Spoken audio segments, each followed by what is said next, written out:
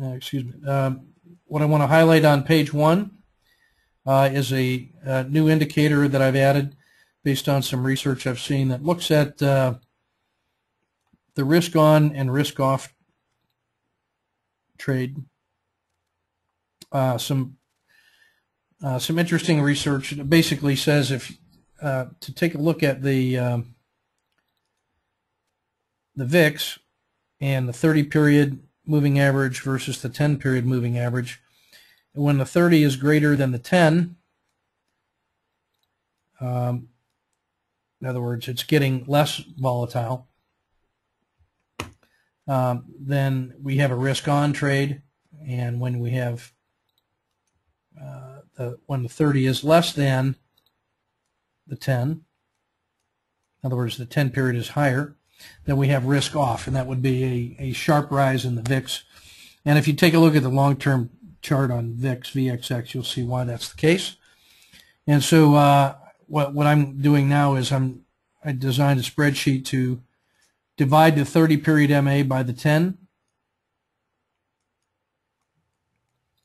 And when that's greater than 1, then what that means is that the 10 period is less than the 30, and so that's risk on. And when it's less than 1, we have a risk off trade because the denominator is bigger. So then what I did was I went back and looked at the last 4 years of price data that we have for the VIX and computed the VIX moving average ratio for every day and found and converted that into statistics. And that's what the new indicators show. Excuse me.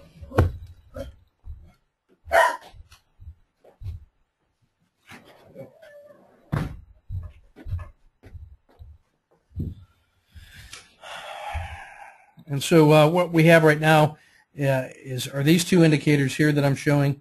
Right now the VIX ratio is 1.03, so it's slightly risk on, and the Z-score, in other words, how many standard deviations above or below average, is that it's at minus 0.25, and so we're at the weaker end of the VIX moving average ratio. So I will start producing a daily chart that shows the time series on that starting this week. So that's the new data point. Just a quick look at the blended monthly rebalancing portfolios. Again, dominated by the internationals.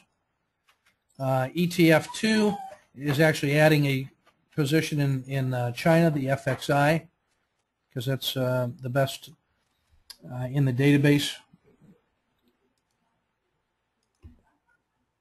And that portfolio will be at 90%.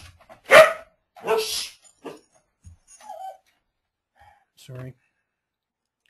Where we are in the health check, the slope of the regression line is as steep as it's been for a while, and it's at an angle where not only is price habitually been stalling, but it's the steepness in the regression line is such that's a place where it would normally roll over.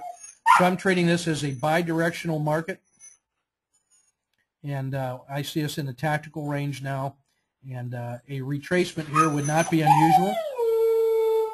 Bringing it back to 139 would be a normal retracement here. So I'm looking at this as one giant tactical bi-directional trading opportunity. It's coming back into the river. The river is basically flat. We're only 2% away from a sideways market, and this is really the ADX is low. It's under 15. So we have a non-trending market. This is perfect for tactical intraday trading. In ETF2, we increased it. Yeah.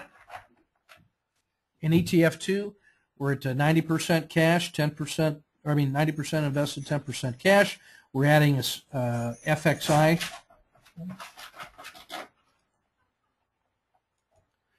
World market model, basically no change from last week. That everything U.S. is below average except mid-caps. Anything Europe is excellent. All the alternate assets are weak. And selected winners in Asia less Japan, Australia and Hong Kong especially.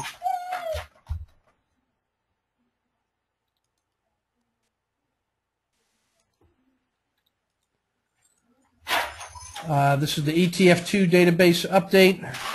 I opted to go with China rather than Austria to add one position, just because it has a much broader base with 16 million shares, and the strength in Asia.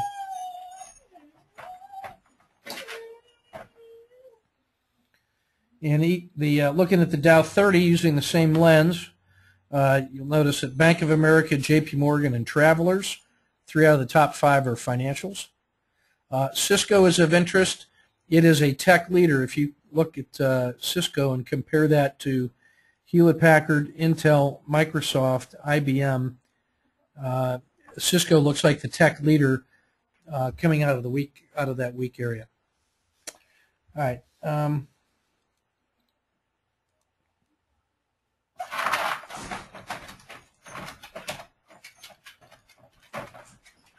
We get friends coming over to the house. We're getting ready to sing "Happy Birthday" to my daughter, and so what I'm going to do is I'm going to upload a separate file on YouTube that looks at the ETFs like I did last week, but it's going to be a delay. People showing up sooner than I thought, so I'm gonna cancel it here and send you guys that link later tonight in a couple hours. But to be a good host and a good father, I need to get off here to the party. So you guys take good care. You guys have a Merry Christmas, and we'll see you in the chat room. Thanks.